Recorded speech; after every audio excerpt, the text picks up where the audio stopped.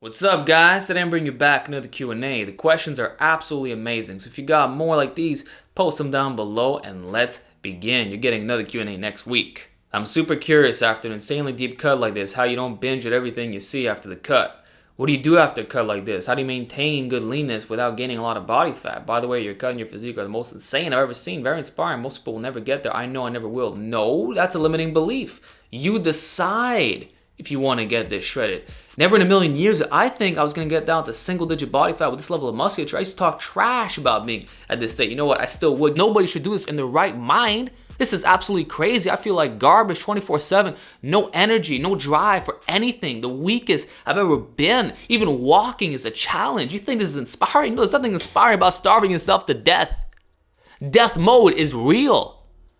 The inspiration is the discipline, the mindset that it takes. But to say that you can't do it?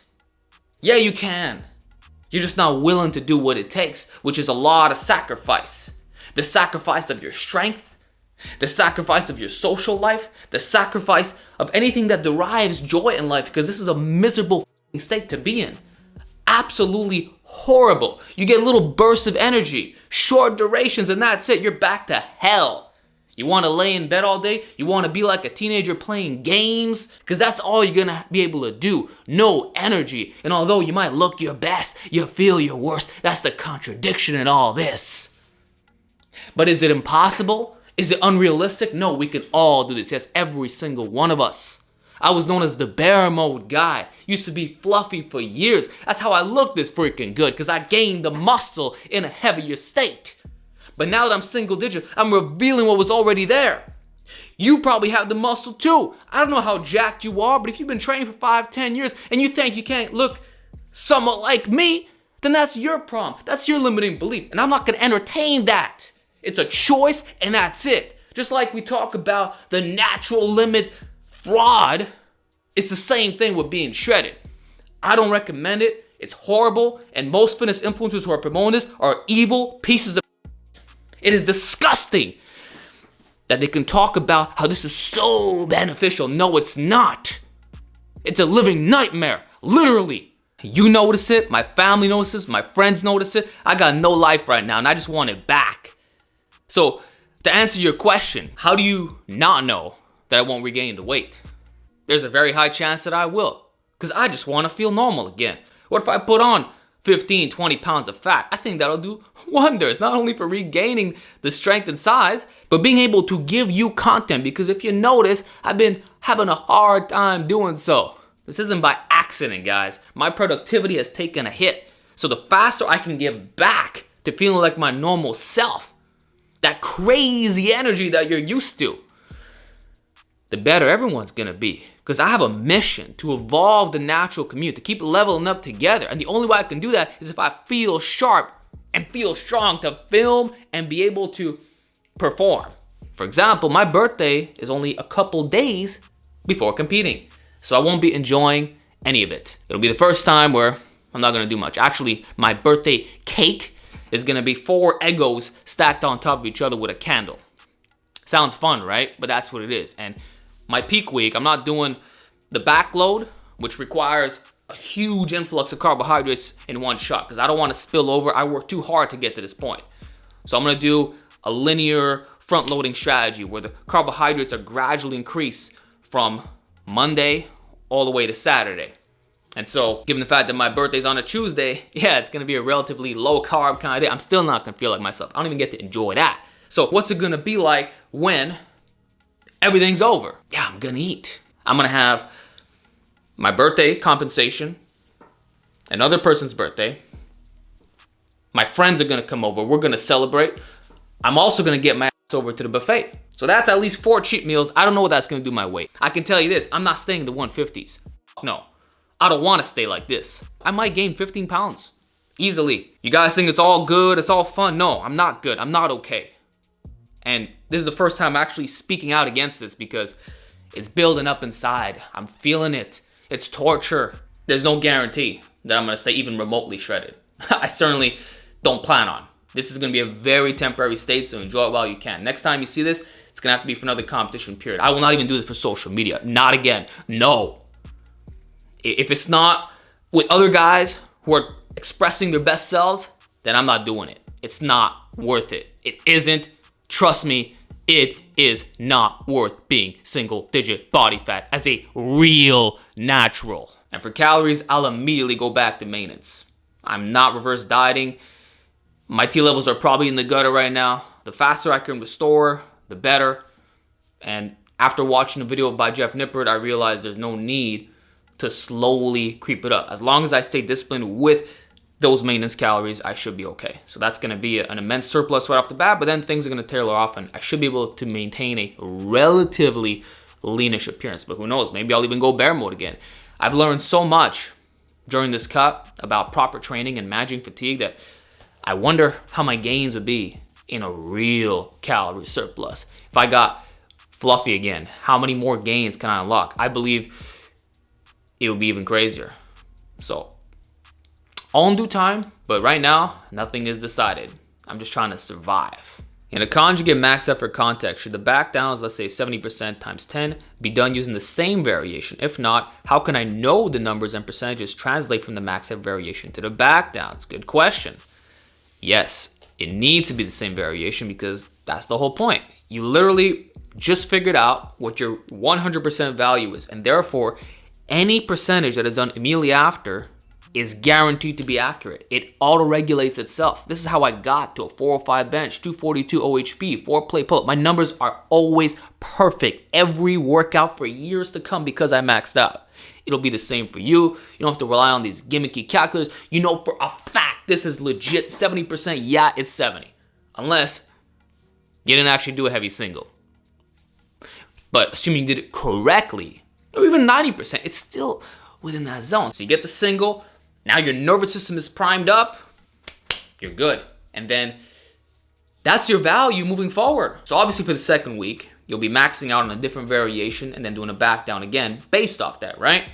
But what about the variation from the previous week? What if you want to hit that again? Well, you can do that on the volume day, and that's what I've done. This is where the double progression gets built in. Or I can do 3-week waves by adding a set, but it's still that same 70% off that previous max.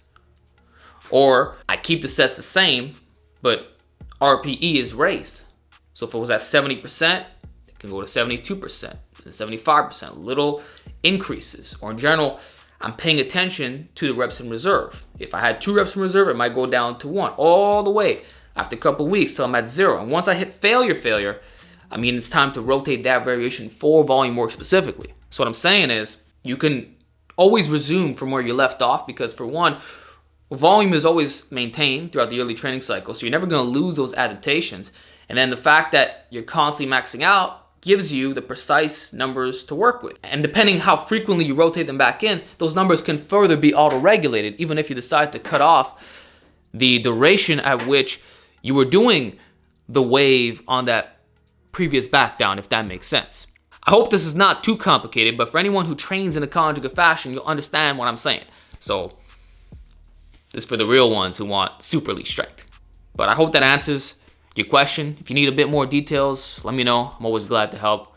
I love talking about this stuff. This is the system that got me strong, and I'm gonna keep promoting it. Yo, is there a slingshot, push-up, bench press, dip variation that biases the chest? I want to use the slingshot, but it seems that it will bias the triceps. The whole point is that there are people who've had pec tears and destroyed their shoulders who can now bench heavy again. It's not because you're cheating, that it's all this elastic energy rebounding you. No, the slingshot only takes away 10-15% tops. And I can predict what my Wonder Max bench is at any given time just off slingshot work. Like when I did 405, a month before, I did 435 on the slingshot bench. We probably could have done 440. So for me, there's a 35 to 50 pound difference depending how frequently I'm rotating in the slingshot. And trust me, when you have that much weight in your hands, your pecs do feel like exploding, regardless if they're being slightly deloaded. Like, come on, they're still the prime mover, okay? That said, the best tip I can give you, and kudos to Fitness FAQs because I learned this in a calisthenics context as it pertains to pull-ups. You want to start pausing on slingshot work, but like really pausing it. Hold it till most of that tension is just dissipated. That means you don't want a short, soft touch. Hold it for a good 3 seconds, heck, even up to 5 will do the job. This will minimize that rebounding effect. So long pause benching, no matter what variation you're doing, with the slingshot makes it more biased towards your chest. Period. The worst thing you could do is touch and go slingshot. Yeah, that's mostly shoulders and tries. But if you really control that negative, then hold it. 1, 2, 3, boom. Now we're talking watermelon pecs guaranteed without the shoulder injuries. And personally, this is what I'll be doing moving forward. I was wondering if I need straps for deadlifting as a novice using the thicker bench press bars. My grip struggles at 225, but with straps I can pull 275. I have smaller palms and fingers like you, and my hand just barely manages to wrap around the entire bar. Can probably pull more strapless if I use the skinnier bars meant for deadlifting, but is it better to go strapless when I can pull more weight with straps even as a novice? A lot going on here. First of all, if you have access to those skinnier bars, I don't know why you're not using them. There's no point in doing fat bar deadlifts if you're trying to grow your posterior chain. You know, there's bars that are made for benching, bars that are made for deadlifting. Now, you guys are going to talk trash that, oh, it's a deadlift bar, you get some whipping, but not with 225 or 275. It only kicks in after about 500 pounds. So I got one myself. I can tell you it doesn't help for the majority of cases. So if you have one, do it. It's not a problem, okay? Even as a novice lifter, you don't need maximum stiffness if the stiff bar you're using is too thick for your smaller hands. That said, you're in my position, right? I have garbage leverages. I got smaller, shorter fingers. Okay, I was doing strapless deadlifts, double overhand until 275. That's what I did before switching to the mixed grip, and this was still without chalk. I think the first time I ever used straps on a conventional deadlift was when I pulled 435, and even then it wasn't necessary. I dropped them. I worked up to doing 495 times 1 off a deficit, no straps. Guys, remember that from 2016. And then I got the legendary Iron Mine wrist straps. So my grip was already very strong without ever resorting to that. And truth be told, most of you won't need them, even if you have small hands, as long as you just stay on course, honestly. So it's a choice. That said, is it a bad choice? No. If we're talking about a 50-pound jump, then that's only beneficial for your posterior chain. So you have to ask, are you a powerlifter? Are you a strength athlete? Are you doing this to have the best raw dead? Do you care about that? Personally, in 2023, I don't care. It has no relevance in my life. I strap up every time I do a hip hinge. I don't even bother with mixed grip.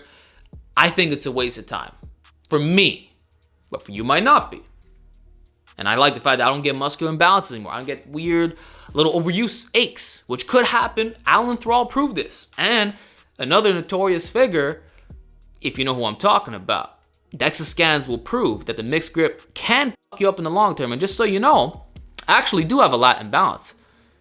In the past, I said it was due to Jefferson deadlifts, but you know what? It might have been those mixed grip pulls. Straight up. So if you want to avoid that right off the bat, first of all, switch to the bar that is skinnier. This way you can milk the double overhand to 275 and then switch it up. You're good to go. Nowadays, I use figure 8 straps. They're, absolutely fantastic. You don't even have to grip the freaking bar. They're just there. Your arms are hanging. I have regular ones as well, but yes, straps, novice or not, I don't have an issue with it anymore.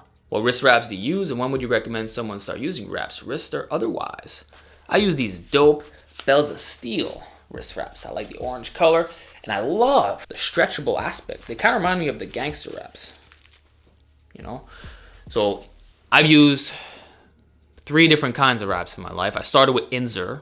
Those actually broke, which sucked because I really enjoyed them. I then switched to Mark Bell's Strong Wraps. I found those were quite stiff. And now I use the Bells of Steel one because I'm affiliated with them, and you know what? They're good wraps, and I like the way they look. So it doesn't make a difference in terms of when to use them.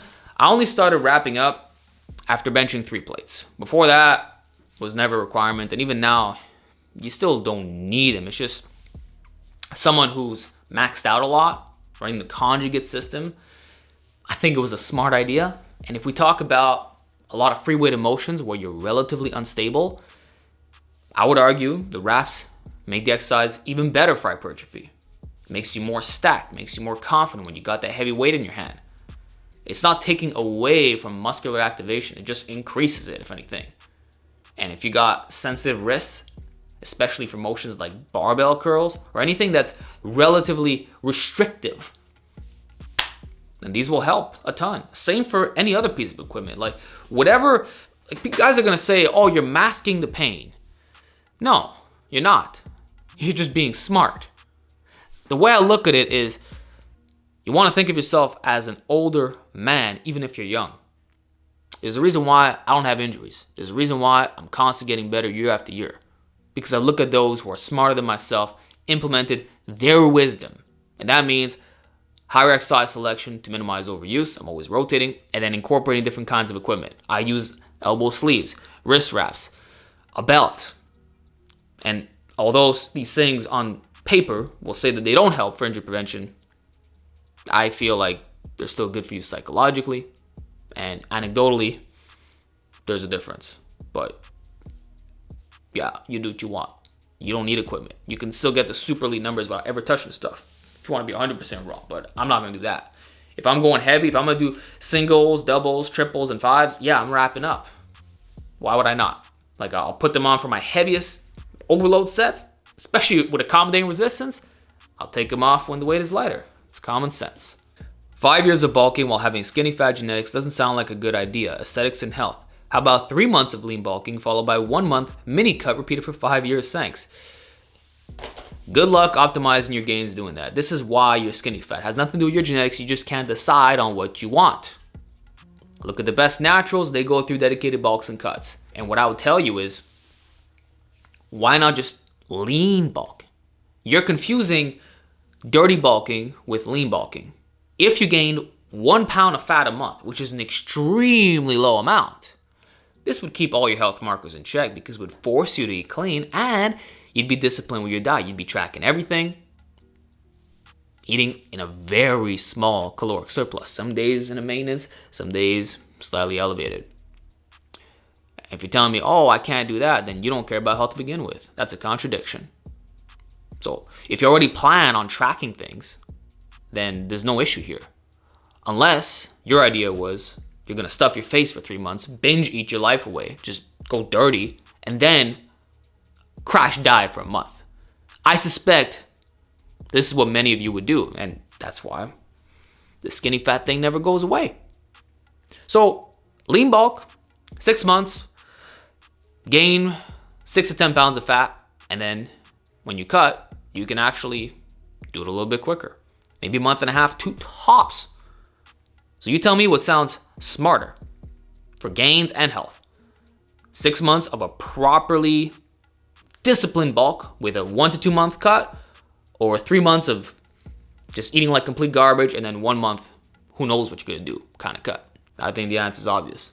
And for me personally, if I'm gonna bulk, it's not gonna be 3 months. That's too short. It's always a minimum of half a year. That's why I never get fat.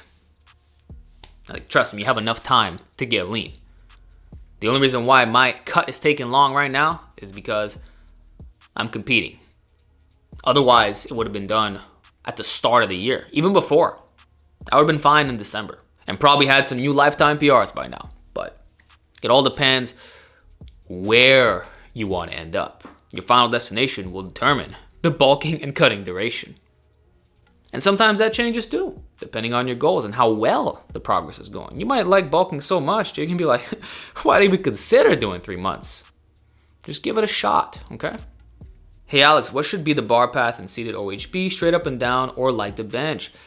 Not like the bench. I've made that mistake in the past, and it bleeds out a lot of strength, especially for the lockout. Sometimes it's not even a muscular weakness in the triceps. You're just pressing the weight way out in front of you, which creates this crazy moment arm, especially over here.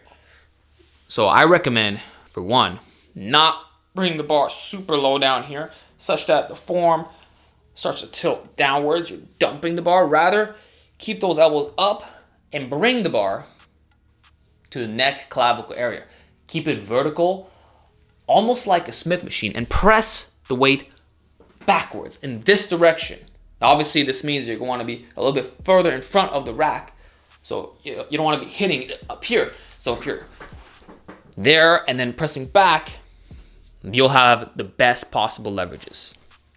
And that also teaches you the correct movement pattern when standing overhead pressing, because the bar kind of moves in a little bit of an arc for you to clear the head, unless you're just maintaining a lean position. So don't OHP like you bench. Heck, don't even incline in that way, because you're going to be way weaker. Trust me, I would know, especially with my hypermobile elbows. I had to learn a lot about bar paths. Also, big tip, start controlling your overhead pressing to figure out what's best for your anthropometry. Keep in mind, we're talking about a barbell, right? Your elbows might not know exactly where to go. With dumbbells, it's a bit easier. But with a bar, if you slow down that cadence and then you reverse, you'll eventually find what that groove is. But if you're just bouncing off, rapidly jerking, for one, that creates an incentive for the bar to go in front of your body. But at the same time, you'll never really learn what gives you the best possible stacking for overhead pressing. So try to eliminate peak forces as much as possible. All right, now here's an awesome discount from our official clothing sponsor, Barbell Apparel. You can now buy any two of the same item and save 10%, or buy any three or more and save 20%. This applies to all graphic tees, and they can be mixed and matched. So if you like a certain look and just want to rock different colors or patterns, this is the perfect opportunity, and it's what I personally do. Can't just have one when that's what you mostly want to wear. So build your staples. Link in the description box. Now let's get back to the Q&A. All right, here we got 2-in-1. Hello, Alex. I've seen they use an open trap bar. Do you prefer it over a closed one? And if yes, why? How to get down to bar when setting up? Should I hinge as much as possible before bending the knees, or just squat down to bar? I've read conflicting advice online. So I definitely prefer an open trap bar design, just because it gives me way more exercise selection options. And if you're going to get a specialty bar, why not maximize your features even if you don't plan on using all of them? Just to say, I can easily start doing seal rows today, because that trap bar is not going to hit the bench. That's a significant advantage. I don't have to load up 2 heavy dumbbells, especially in a home gym context. That is phenomenal. So I'm saving time and space, because the open trap bar, it's great for storage, less obstruction when I'm filming, less problematic when I'm doing unilateral exercise. I can do step-ups, lunges, never gonna hit my legs or have to coordinate around it. I can get the perfect position every single time, because sometimes you want that in-between stance, but you can't because the freaking bar is in the way. I never want that to be a problem. So I think open trap bars are the future. All the best companies are doing this now, and obviously mine is by Bells of Steel, Open Trap Bar 3.0. I actually bought it before I got sponsored, and a lot of my stuff was some Bells of Steel. So I'm honored that I'm representing, but definitely you guys are gonna wanna get it. Can't recommend it enough. The knurling is amazing. The height of the low and high handles, exactly where it needs to be. It's very stable. You see me do 700 pounds for 5 reps, and it's not cumbersome. And then you asked me about the hip hinge. 100% you'll want to do this if you're trying to replace conventional deadlifts or use trap bar deadlifts to build a posterior chain. And that's typically the main focus, especially if you're using the lower handles. Now, if you're trying to make it more quad biased, you could squat down, but definitely elevate your heels. Treat the trap bar pull as one or the other. Don't try to combine into some weird squatty hinge. That's what gives it a bad rep. You have all these powerlifters saying, oh, it doesn't give you carryover, it's not specific. No, that's because people are doing it wrong. And I've been guilty of this, of course, where you shove the knees all the way forward and you're not even hinging. Well, I mean, it could be good for quad hypertrophy, but for your glutes and hamstrings, you hinge. Try to imagine that you're actually dragging the bar up your shins. There's no difference. It's just on your sides, okay? You decide that. You got to keep your ego in check. And then when you want more quads, heel elevation, try to treat it like a Platz squat. So as long as you have that intention of dividing the stimulus, you got nothing to worry about. People talk about muscle memory from when we detrain for a period of time, and we can then regain the lost muscle much faster than we did the first time. Does this also apply to strength? 100% yes. And size and strength are very correlated in naturals, especially when you go through a bulking and cutting phase. We have to talk about leverages as well. So if you lost muscle due to being in a deficit for 6 months, and then you start eating normally again, just off the body fat gain, that'll increase a lot of your lifts. Bench press being the prime example. But then the fact that you're regaining some of that lost muscle tissue is a combination effect, 2 in 1. And what I can tell you is that however long it took to bulk and reach peak strength, it'll be at least 50% less of that duration to acquire 90% of that strength. And if you want to regain all of it, it won't be the full duration of that previous bulk. So, best example, if I want to bench 405 this year, I can do it by the end of the year. If I go in a proper caloric surplus, I run the program that I did back then, I would say 4 months tops, I'm benching 4 plates again. The strongest I'll ever be. Because I already put in the work. It's a permanent checkpoint. And a lot of what you're doing is just rebounding. So that's the excellent news in all this. Whatever you lost is purely temporary. If you put in the work once, it's always easier to regain. So all you guys who are stressing, oh, I'm going to lose my gains, who cares? First of all, the net gain is still positive when you're lean. You're going to be holding on to more muscle. You will be heavier at that same body fat and also have better relative strength. I've proved this to you. Like, certainly, this is the weakest I've been in a very long time, but I'm still stronger than I was last year. And I'm bigger and shredded. I have bigger muscle measurements. I maintain some good size, right? But I'm smaller. So there's negatives, but at the same time, I know that when I bulk up again, everything's going to return in no time at all. It's going to be a joke, and I look so forward to it. You can expect the exact same thing. So never fear bulking cutting just because of some temporary setbacks. It doesn't matter, guys. Whether you're training for strength or size, it's the same thing. And then even if we go beyond the topic of cutting, in general, if you run a hypertrophy block all the way, you're completely detrained. You haven't done any heavy singles or any axial loaded motions, no overloads, nothing. If you run a proper strength training program, like hyper specialized powerlifting style, you go real serious on that, right? In no time at all, you'll be at peak strength and even beyond. So if I've been in a calorie surplus for half the year, but it was only bodybuilding, and then I run a peaking program within 1 month, my bench press will be right back to where it used to be. You can expect a similar phenomenon. All right, final question. Hey Alex, what are your thoughts on Nordic curls? It's a love-hate relationship because I suck at them.